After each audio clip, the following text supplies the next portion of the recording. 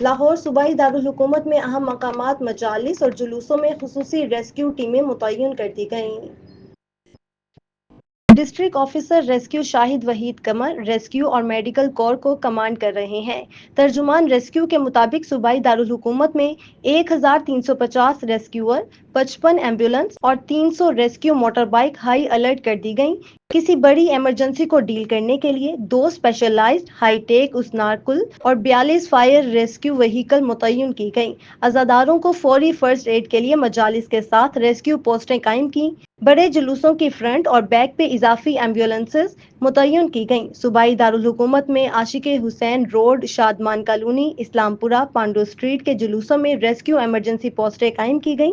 اڈا چونک عدالت شاہ دربار میں منعقدہ مجلس و جلوس کے شرکاء کے لیے ریسکیو ایمرجنسی پوسٹیں قائم کی گئی ہیں۔ رائیون چک بوٹا میں منعقدہ جلوس و مجلس کے شرکاء کے لیے ریسکیو ایمرجنسی پوسٹیں قائم۔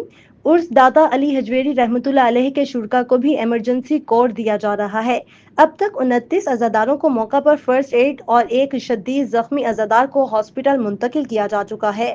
محرم الحرام کے ریسکیو اور میڈیکل کور کے علاوہ روٹین ریسکیو آپریشن بھی جاری ہیں۔ Command and control centre Lahore اور صوبائی مانیٹرنگ سیل تمام آپریشن کی مانیٹرنگ کر رہے ہیں۔